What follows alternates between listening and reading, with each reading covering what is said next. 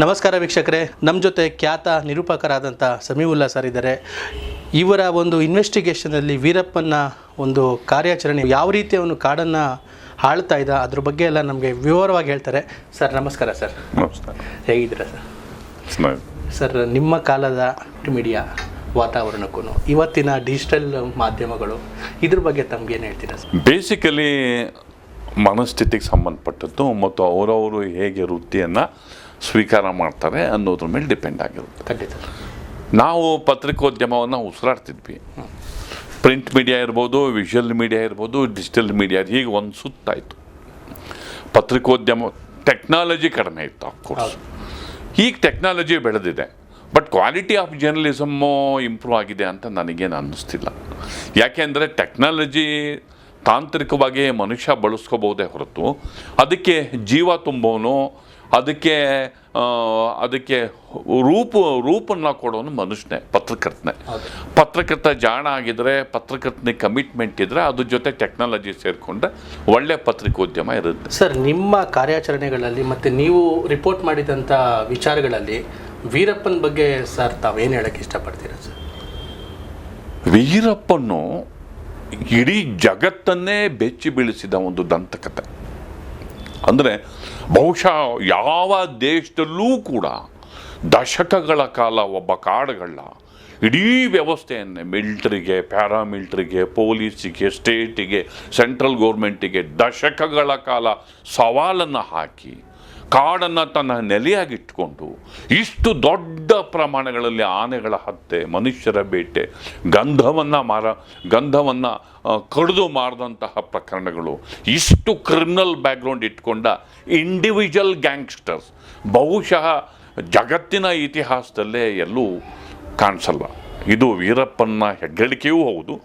ಆತ ಕರ್ನಾಟಕದಲ್ಲಿ ಇದ್ದ ಅನ್ನೋದು ಒಂದು ದೊಡ್ಡ ಅಂಥ ಒಬ್ಬ ಏನಂತಾರೆ, ಅಂಥ ಒಬ್ಬ ನಟೋರಿಯಸ್ಸು ಕರ್ನಾಟಕದಲ್ಲಿ ಇದ್ದ ಅನ್ನೋದು ಕೂಡ ಅಷ್ಟೇ ಸತ್ಯವಾದ ಸಂಗತಿ. ಹೇಗೆ ಒಬ್ಬ ಮನುಷ್ಯ, ಸಾಧಾರಣ ಮನುಷ್ಯ, ಎಜುಕೇಷನ್ ಇಲ್ದಲೇ ಇದ್ದವನು, ಆಧುನಿಕತೆಯ ಗಾಳಿ ಗಂಧ ಇಲ್ದಲೇ ಇದ್ದವನು, ಹೇಗೆ ಹಾಗೆ ಅಷ್ಟೊಂದು ರಾಕ್ಷಸ ಸ್ವರೂಪಕ್ಕೆ ಬೆಳೆದು ಬರಲಿಕ್ಕೆ ಸಾಧ್ಯ ಅನ್ನೋದೇ ಅದು ವಿಚಿತ್ರ, ಆದರೂ ಸತ್ಯ. ಮತ್ತು ಪ್ರಕೃತಿಯ ಜೊತೆ ಒಂದಾದ ಮನುಷ್ಯ ಕಾಡಲ್ಲಿ ಇದ್ದು ಮನುಷ್ಯನಾಗಿದ್ದರೂ ಮೃಗದ ರೀತಿಯಲ್ಲಿ ಬದುಕಂಡುಕೊಂಡು ಇಡೀ ಮನುಷ್ಯರಿಗೆ, ಇಡೀ ವ್ಯವಸ್ಥೆಗೆ ಸವಾಲು ಹಾಕಿದ್ದ ರೀತಿ ಕೂಡ ನಮಗೆ ಅಷ್ಟೇ ಸೋಜಿಗ ಅದು. ಸರ್, ವೀರಪ್ಪನ್ ಯಾವ ರೀತಿ ಅವನು ಕಾಡನ್ನ ಮತ್ತು ಈ ನಾಡನ್ನ ಲಿಂಕ್ ಇಟ್ಕೊಂಡಿದ್ದ ನಿಮ್ಮ ವರದಿ ಪ್ರಕಾರ? ಆತ ಒಬ್ಬ ಸಣ್ಣ ಕಾಡುಗಳ ಆಗ್ತಾನೆ ಅಷ್ಟೆ. ಒಂದು 10ನೇ ವಯಸ್ಸಲ್ಲೇ ಒಬ್ಬನ ಆದ ಗೌಂಡರ್ ಅಂತಿರ್ತಾನೆ, ಕುವೈ ಗೌಂಡರ್ ಅಂತಲೇ ಒಬ್ಬಿರ್ತಾನೆ. ಆತ ಸ್ಥಳೀಯ ಗೋಪಿನಾಥಂ ಸುತ್ತಮುತ್ತ ಇರುವ ಕಳ್ಳ ಸಾಗಾಣಿಕೆದಾರ, ಗಂಧ, ಮರಮುಟ್ಟು, ದಂತನ ಸಾಗಾಣಿಕೆ ಮಾಡ್ತಾನೆ. ಅವನ ಗ್ಯಾಂಗನ್ನು ಸೇರ್ಕೋತಾನೆ. ಮತ್ತು ಕಾಡಿನ ಅಂಚಿನಲ್ಲಿರುವ ಜನರಿಗೆ, ಕಾಡಿನ ಒಡನಾಟ ಇರುವ ಜನರು ಬೇಸಿಕಲಿ ಧೈರ್ಯಶಾಲಿಗಳಿರ್ತಾರೆ. ಯಾಕೆಂದರೆ ಕಾಡು ಮೃಗಗಳ ಹಾವಳಿ ಮತ್ತು ಆ ಪರಿಸರದ ವ್ಯತ್ಯಾಸ, ಇದರ ನಡುವೆ ಅವರು ಬದುಕಿರು. ಮಳೆ, ಗಾಳಿ, ಚಳಿ ಇದರ ನಡುವೆ ಬದುಕೋರು. ಅಧಿಕಾರಿಗಳು, ಪೊಲೀಸರ ಕಿರುಕುಳದ ನಡುವೆ ಬದುಕೋರು. ಕಾಡು ಮೃಗಗಳು, ಚಿರತೆ, ಆನೆಗಳ ಹಾವಳಿಯ ಮಧ್ಯೆ ಬದುಕಿರೋರು. ಜೊತೆಗೆ ಕಾಡಿನ ಉತ್ಪನ್ನಗಳನ್ನು ಅವಲಂಬಿಸಿರೋರು, ಕಾಡು ಒಳಗೆ ಹೋಗಿ ಕಾಡಿನ ಉತ್ಪನ್ನ ತಂದು ಬದುಕಿರೋರು. ಇಲ್ಲ ಕೂಲಿ ನಾಲಿ ಮಾಡಿಕೊಂಡು ಹೊಟ್ಟೆ ಗಂಜಿ ಪಂಜಿ ತುಂಬ್ಕೊಂಡು ಬದುಕಿರೋರು. ಬೇಸಿಕಲಿ ರೆಸಿಸ್ಟೆನ್ಸ್ ಪವರ್ ಜಾಸ್ತಿ ಇರುತ್ತೆ ಮತ್ತು ಬೇರೆ ಜನರಿಗಿಂತ ಅವರ ಬುದ್ಧಿಮತ್ತೆ, ಅವರ ರೆಸಿಸ್ಟೆನ್ಸು ಹೆಚ್ಚಿರುತ್ತೆ. ಅಂತಹ ಪ್ರದೇಶದಿಂದ ವೀರಪ್ಪನ್ ಬಂದವನು. ಅಲ್ಲಿ ಆ ಗ್ಯಾಂಗ್ಸ್ಟರ್ ಆಗಿ ಸೇರಿಕೊಂಡು 10ನೇ ವಯಸ್ಸಿಗೆ ಆತ ಒಂದು ಆನೆನ ಹೊಡೆದಿದ್ದ ಅನ್ನೋ ಮಾಹಿತಿ ಇದೆ. ಅಂದರೆ ಆ ಬಂದೂಕನ್ನು ಚಲಾಯಿಸೋದು, ಪ್ರಾಣಿಗಳನ್ನು ಕಂಡ್ರೆ ಅದನ್ನು ಸೆಣಸೆ ಹೇಗೆ ಅವರ ಜೊತೆ ಮುಖಾಮುಖಿಯಾಗಿ ನಾವು ನಿಲ್ಲಬೇಕು ಅನ್ನುವ ತಂತ್ರಗಾರಿಕೆ, ಬುದ್ಧಿಮತ್ತೆ ಬೇಕು, ಹೇಗೆ ಎದುರಿಸಬೇಕು ಅನ್ನೋ ಜಾಣತನ ಮತ್ತು ಸಮಯ ಪ್ರಜ್ಞೆ, ಇದೆಲ್ಲವನ್ನೂ ಕೂಡ ಆತ ಬಾಲ್ಯದಿಂದ ಅದನ್ನು ನೋಡಿ ಅನುಭವಿಸಿ ಕರಗತ ಮಾಡ್ಕೊಂಡಿದ್ದ. ಹೀಗಾಗಿ ಬೇರೆ ಯಾರಿಗೂ ಇಲ್ದಲೇ ಇರುವಂತಹ ಒಂದು ಅಪರೂಪದ ಶಕ್ತಿ ವೀರಪ್ಪನಿಗಿತ್ತು. ಅದು ಪ್ರಕೃತಿಯ ವರ ಅವನಿಗೆ, ಹೌದು. ಪ್ರಕೃತಿಯ ವರ. 10ನೇ ವಯಸ್ಸಿಗೆ ಆನೆಯನ್ನು ಹೊಡಿತಾನೆ. ಆಮೇಲೆ ಒಬ್ಬ ಪೊಲೀಸ್ ಕಾನ್ಸ್ಟೇಬಲ್ಗೇನೋ ಹೊಡಿತಾನೆ. ಹೀಗೆ ಅವನ ಆರಂಭ ಶುರು ಆಗುತ್ತೆ. ನಂತರ ಗೌಂಡರ ಗುಂಪಿನಿಂದ ಸಿಡಿದು ಹೋಗ್ತಾನೆ. 20-25ನೇ ವಯಸ್ಸಿಗೆ ಆತ ಬೇರೆ ಆಗ್ತಾನೆ. ತನ್ನದೇ ಆದ ಒಂದು ತಂಡವನ್ನು ಕಟ್ತಾನೆ. ಅಲ್ಲಿಂದ ಅವನ ನಿಜವಾದ ಚರಿತ್ರೆ ಆರಂಭ ಆಗುತ್ತೆ. ಸರ್, ಅವನಿಗೆ ಮದ್ದುಗುಂಡು ಮತ್ತು ವೆಪನ್ಸ್ ಎಲ್ಲ ಅವ್ನಿಗೆ ಯಾವ ರೀತಿ ಸಿಗ್ತಾ ಇತ್ತು? ಅವನು ಕೆಲವು ಸಂದರ್ಶನಗಳಲ್ಲಿ ಅದನ್ನು ಹೇಳ್ಕೊಂಡಿದ್ದಾನೆ. ದಂತ, ಶ್ರೀಗಂಧ ಅದನ್ನು ಮಾರಾಟ ಮಾಡಿ ಅದರ ಬಂದ ಹಣವನ್ನು ಪಾರ್ಶಿಯಲ್ಲಿ ನಗರದಲ್ಲಿರುವಂತಹ ಅಕ್ರಮ ಮದ್ದುಗುಂಡಿನ ವ್ಯಾಪಾರಿಗಳ ಜೊತೆ, ದಳ್ಳಾಳಿಗಳ ಜೊತೆ ಆತನ ಸಂಬಂಧ ಇತ್ತು. ಆ ಸಂಬಂಧ ಇಟ್ಕೊಂಡು ಆತ ಅವರಿಗೆ ಹಣವನ್ನು ಕೊಟ್ಟು ಅದನ್ನು ಪರ್ಚೇಸ್ ಮಾಡ್ತಿದ್ದೆ ನಾನು ಅನ್ನೋದನ್ನು ಅವನು ಓಪನ್ ಆಗಿ ಹೇಳ್ಕೊಂಡಿದ್ದಾನೆ. ಫಸ್ಟ್ ಟೈಮು ಅವನು ಅರೆಸ್ಟ್ ಆದಾಗ ಆ ಮದ್ದುಗುಂಡನ್ನ ಪರ್ಚೇಸ್ ಮಾಡೋಕ್ಕೆ ಹೋಗಿ, ವೆಪನ್ಸನ್ನು ಪರ್ಚೇಸ್ ಮಾಡೋಕ್ಕೆ ಹೋಗಿ ಸಿಕ್ಕಾಕೊಳ್ಳೋದು. ಓಕೆ. ಆತ ಒಬ್ಬ ಸಣ್ಣ ಪ್ರಮಾಣದಲ್ಲಿ ದಂತ ಮತ್ತು ಗಂಧವನ್ನು ಏನೇ ಮಾಡಿದ್ರು ಅದನ್ನು ಮಾರಾಟ ಮಾಡೋದಕ್ಕೆ ಪಟ್ಟಣದ ಲಿಂಕ್ ಬೇಕೇ ಬೇಕು, ಕಾಡಿನ ಹೊರಗಿನ ಲಿಂಕ್ ಬೇಕೇ ಬೇಕು ಅವನಿಗೆ. ಆ ಲಿಂಕನ್ನು ಇಟ್ಕೊಂಡೇ ಆತ ಬೆಂಗಳೂರಿಗೆ ಬರ್ತಾನೆ. ಸಿಟಿ ಮಾರ್ಕೆಟಲ್ಲಿ ಯಾರೋ ಒಬ್ಬ ಡೀಲರ್ ಇರ್ತಾನೆ, ಅಲ್ಲಿಗೆ ಬರ್ತಾನೆ. ಕಂಟೋನ್ಮೆಂಟಲ್ಲಿ ಒಬ್ಬ ಡೀಲರ್ ಇರ್ತಾನೆ, ಅಲ್ಲಿಗೆ ಬರ್ತಾನೆ. ಅಲ್ಲಿ ಆ ದಂತನೋ ಅಥವಾ ಅಲ್ಲಿ ಅದನ್ನು ಕೊಟ್ಟು ಅದನ್ನು ವೆಪನ್ ತೊಗೊಂಡು ಇಲ್ಲಿಂದ ಅವನು ಹೋಗಬೇಕು. ಅದಕ್ಕೋಸ್ಕರ ಬೆಂಗಳೂರಿಗೆ 1972 ಅಂತ ಅನಿಸುತ್ತೆ, ಆಗ ಬೆಂಗಳೂರಲ್ಲಿ ಸಾರ್ಕ್ ಸಮ್ಮೇಳನ ನಡೆದಿರುತ್ತೆ. ರಾಜೀವ್ ಗಾಂಧಿಯವರು ಪ್ರೈಮ್ ಮಿನಿಸ್ಟರ್ ಇರ್ತಾರೆ. ನಂದಿ ಹಿಲ್ಸಲ್ಲಿ ಸಾರ್ಕ್ ಸಮ್ಮೇಳನಕ್ಕೆ ದೊಡ್ಡ ಸಿದ್ಧತೆಗಳು ನಂದಿ ಹಿಲ್ಸಲ್ಲಿ ನಡೆಯುತ್ತವಾಗ. ದೇಶ ವಿದೇಶಗಳ ಪ್ರತಿನಿಧಿಗಳು, ಪ್ರಧಾನಮಂತ್ರಿಗಳು, ಅಧ್ಯಕ್ಷರು ಬಂದಿರ್ತಾರೆ. ಈ ಸಂದರ್ಭದಲ್ಲಿ ಅವನ್ನ ಪೊಲೀಸರು ಅರೆಸ್ಟ್ ಮಾಡ್ತಾರೆ. ಒಂದು ಮಾಹಿತಿ ಸಿಗುತ್ತೆ, ಒಬ್ಬ ಕಾಡುಗಳ ಅಲ್ಲಿ ಬಂದಿದ್ದಾನೆ ವೀರಪ್ಪನ್ ಅಂತ ಮಾಹಿತಿ ಸಿಗುತ್ತೆ. ಅವನನ್ನು ಅರೆಸ್ಟ್ ಮಾಡ್ತಾರೆ. ಅವನ ಜೊತೆಗಿದ್ದವನೊಬ್ಬ ಪೊಲೀಸ್ನವ್ರಿಗೆ ಟಿಪ್ ಆಫ್ ಮಾಡ್ತಾನೆ, ಅವನಿಗೆ ಅರೆಸ್ಟ್ ಮಾಡ್ತಾರೆ. ಸಾರ್ಕ್ ಸಮ್ಮೇಳನದ ಸಂದರ್ಭದಲ್ಲಿ ಇಂಥವ್ನು ಬೆಂಗಳೂರಲ್ಲಿ ಇರೋದು ಸರಿ ಇಲ್ಲ ಅನ್ನೋ ಕಾರಣಕ್ಕೆ ಆತನಿಗೆ ಬೂದಿ ಪಡಗ ಫಾರೆಸ್ಟಿಗೆ ಶಿಫ್ಟ್ ಮಾಡ್ತಾರೆ. ಬೂದಿ ಪಡಗ ಫಾರೆಸ್ಟಿಗೆ ಶಿಫ್ಟ್ ಮಾಡಿದಾಗ ಅಲ್ಲಿರ್ತಾನಲ್ಲಿ ಆ ಸಂದರ್ಭದಲ್ಲಿ ಶ್ರೀನಿವಾಸು DCF ಆಗಿರ್ತಾರೆ. ಅಲ್ಲಿ ತಗೊಂಡೋಗಿ ಅವನಿಗೆ ಇಟ್ಟಿರ್ತಾರೆ. ಆತ ಏನು ಮಾಡ್ತಾನೆ, ಒಂದು ಮಾಹಿತಿಯ ಪ್ರಕಾರ ಒಬ್ಬ ಸಿಬ್ಬಂದಿಗೆ ಬ್ರೈಬ್ ಮಾಡ್ತಾನೆ. ಒಂದು ಮಾಹಿತಿಯ ಪ್ರಕಾರ, ಕನ್ಫರ್ಮ್ ಇಲ್ಲ, ಮತ್ತು ಕಿಟಿಕೆಯಿಂದ ಹಾರಿ ತಪ್ಪಿಸ್ಕೊತಾನೆ ವೀರಪ್ಪನು. ಆ ಹಾರಿ ತಪ್ಪಿಸಿಕೊಂಡ ನಂತರ ಆತ ಕಣ್ಮರೆ ಆಗ್ತಾನೆ. ಮತ್ತೆ ಅವನು ಸಿಗೋದು ಇತ್ತೀಚೆಗೆ ಹೆಣವಾಗಿ. ಅಲ್ಲಿಯವರೆಗೆ ಆತನ ಹೆಜ್ಜೆ ಗುರುತು, ದೈತ್ಯನಾಗಿ ಬೆಳೆಯುವ ರೀತಿ, ರಾಕ್ಷಸನಾಗಿ ವರ್ತಿಸುವ ರೀತಿ, ಮಹಾನ್ ಕುಕೃತ್ಯಗಳನ್ನ ನಡೆಸುವ ರೀತಿ, ಕೇಂದ್ರ ಸರ್ಕಾರಕ್ಕೆ, ರಾಜ್ಯ ಸರ್ಕಾರಕ್ಕೆ ಸವಾಲು ಹಾಕುವ ರೀತಿ, ದೆಹಲಿಯಿಂದ ಕೇಂದ್ರದಿಂದ ಮಿಲಿಟರಿ ಬಂದ್ರೂ ಅವನಿಗೆ ಹಿಡಿಲಿಕ್ಕಾಗ್ದಲೇ ಅವನಿಂದಲೇ ಹತ್ಯೆಗೀಡಾಗಿ ಅವರು ಹೋಗುವ ರೀತಿ, ಇವೆಲ್ಲವೂ ಕೂಡ ಬಹುಶಃ ಮನುಷ್ಯನಿಂದ ಸಾಧ್ಯವಾಗದಂತಹ ಕುಕೃತ್ಯಗಳ ಸರದಾರ ಆಗಿ ಆತ ರೂಪಾಂತರ.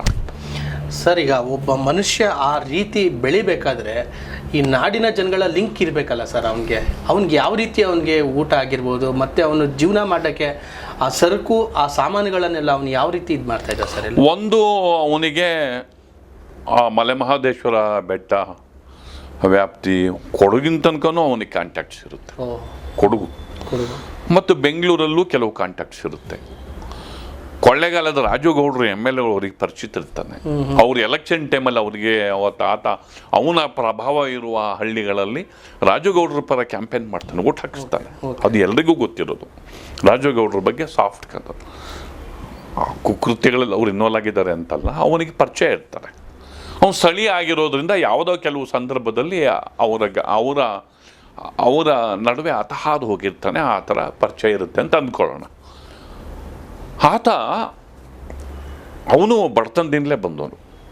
ಅಲ್ಲಿಯ ಜನರ ಬಡತನ, ಅಲ್ಲಿಯ ಜನರ ಅನಕ್ಷರತೆ, ಕಾಡಿನ ಅಂಚಿನಲ್ಲಿರುವ ಕುಗ್ರಾಮಗಳ ಜನರ ಹಸಿವು, ಅಸಹಾಯಕತೆ ಎಲ್ಲವನ್ನೂ ಗಮನಿಸ್ತಾನೆ. ಮತ್ತು ಅವರಿಗೆ ಏನು ಬೇಕಾಗಿರುತ್ತೆ ಅನ್ನೋದು ಅವನಿಗೆ ಗೊತ್ತಿರುತ್ತೆ. ಮತ್ತು ಅವರಿಂದ ತಾನೇನು ಲಾಭ ಮಾಡ್ಕೋಬೋದು ಅಂತ ಗೊತ್ತಿರುತ್ತೆ. ಜಾಣ ಇರ್ತಾನೆ ಅವನು. ಫಾರ್ ಎಕ್ಸಾಂಪಲ್, ಗಂಧ ಸಾಗಾಣಿಕೆ.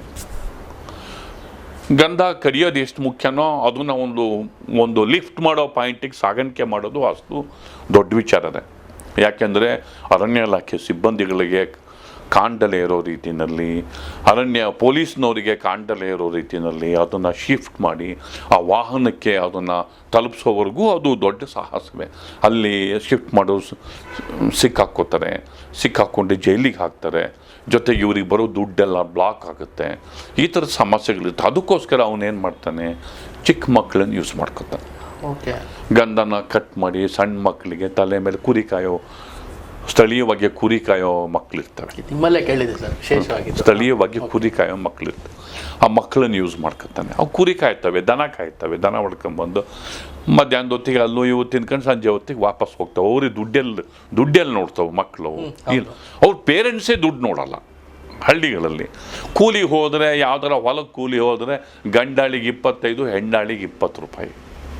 ಹಬ್ಬಬ್ಬ ಅಂದರೆ 20-25 ರೂಪಾಯಿನಲ್ಲಿ ಬಂದು ಕುಟುಂಬನ ಸಲಹಬೇಕು. ಸಿಕ್ಕಿದ್ರೆ ಕೂಲಿ, ಇಲ್ಲದೆ ಹೋದರೆ ಕಾಡಿನ ಉತ್ಪನ್ನಗಳ ಮೇಲೆ ಬದುಕಬೇಕು. ಕಾಡಲ್ಲಿ ಹೋಗ್ತಾರೆ, ಸೌದೆ ಕಡಿತಾರೆ. ಅದು ಫಾರೆಸ್ಟ್ ಆಫೀಸರ್ಗೆ ಕೆಂಗಣ್ಣಿಗೆ ಗುತ್ತಾಗಿ ಅಲ್ಲಿ ಕೆಲವು ಸರಿ ಕರ್ಕೊಂಡೋಗಿ ಕಾಟ ಅದನ್ನು ತಂದು ಯಾವುದೋ ತಾಲೂಕು ಹೆಡ್ ಕ್ವಾರ್ಟರಲ್ಲೇನೋ ಸೌದೆನ ಮಾರಿ ಹೊಟ್ಟೆ ಹುರ್ಕೋಬೇಕು ಅಷ್ಟೇ. ಅದು ಬಿಟ್ಟರೆ ಇನ್ನೇನು ಕೂಲಿ ಹೋಗಬೇಕು, ಇಲ್ಲ ಈ ಥರದ್ದೇನಾದ್ರು, ಇಲ್ಲ ಕನ್ಸ್ಟ್ರಕ್ಷನ್ ವರ್ಕ್ ಏನಾದ್ರು ಇದ್ದರೆ ಹೋಗಬೇಕು. ಇಂಥ ಸಂದರ್ಭದಲ್ಲಿ ಆತ ಏನು ಮಾಡ್ತಾನೆ, ಗಂಧದ ತುಂಡುಗಳನ್ನ ಸಣ್ಣ ಕಟ್ಟಿಗೆಗಳಿಗೆ ಮಾಡಿ, ಕಟ್ಟಿಗೆಗಳ ರೀತಿಯಲ್ಲಿ ಮೇಲೆ ಆ ಗಂಧ ಮಾಮೂಲಿ ಮರದ ಪೊರ್ಲೆ ಎಲ್ಲ ಇರ್ತವೆ, ಅದ್ರ ಮಧ್ಯೆ ಗಂಧ ಇಟ್ಟು ಮಕ್ಕಳಿಗೆ ಯಾವುದೋ ಒಂದು ಇಲ್ಲಿಂದ 1 ಕಿಲೋಮೀಟ್ರ್ ದೂರದಲ್ಲಿ ಹಾಕ್ಬಿಟ್ಪ. ಒಂದು ಟ್ರಿಪ್ಪಿಗೆ 70 ರೂಪಾಯಿ ಕೊಡ್ತೀನಿ, 50 ಒಂದು ಟ್ರಿಪ್ಪಿಗೆ. ಅದು ಅಷ್ಟು ಕಟ್ಟಿಗೆ ತೊಗೊಂಡ್ರೆ ಅವನಿಗೆ 1000 ರೂಪಾಯಿ ಸಿಗುತ್ತೆ. ಓಕೆ, ಆಯಿತಾ? ಅಂಥವು ಕಡ್ದದ್ದು ಒಬ್ಬೊಬ್ಬ ಒಂದು 3 ಟ್ರಿಪ್ ಹಾಕೊಂಡ್ಬಂತು ಅಂದರೆ 150-200 ರೂಪಾಯಿ ಸಿಗುತ್ತೆ. ಯಾರಿಗೆ? ಮಗುಗೆ, ಆ ಕಾಲದಲ್ಲಿ ಮಕ್ಕಳಿಗೆ. 10 ವರ್ಷ, 15 ವರ್ಷ, 13 ವರ್ಷ, 12 ವರ್ಷ. ಆಯಿತಾ? ಅವ್ರ ಅಪ್ಪ ಅಮ್ಮ ದುಡಿದ್ರು 25 ರೂಪಾಯಿ ಸಿಗಲ್ಲ. ಇವು ದನ ಕಾಯಕ್ಕೆ ಬಂದಿರ್ತವೆ, ದನ ಕಾಯೋದ್ರ ಮಧ್ಯೆ ಅವು ಮೇಯ್ತಿರ್ತವೆ, ಅದ್ರ ಮಧ್ಯೆ ಹೋಗಿ ಕಟ್ಟಿಗೆ ಹಾಕ್ಬಿಟ್ಟು ಬಿಸಾಕ್ಬಿಟ್ಟು ಇಟ್ಬಿಟ್ಟು ಬಂದ್ಬಿಡೋದು. ಇನ್ನೊಂದು ಪ್ರಯೋಜನ ಏನು ಅಂತಂದರೆ, ಮಕ್ಕಳು ಸಿಕ್ಕಾಕೊಂಡ್ರೆ ಏನು ಮಾಡ್ತಾರೆ? ಹೌದು, ಪೊಲೀಸ್ನವ್ರ ಕೈಲಿ, ಫಾರೆಸ್ಟ್ ಡಿಪಾರ್ಟ್ಮೆಂಟ್ ಕೈಲಿ ಸಿಕ್ಕಾಕೊಂಡ್ರೆ ಏನಾಗುತ್ತೆ? ಏನೂ ಆಗಲ್ಲ.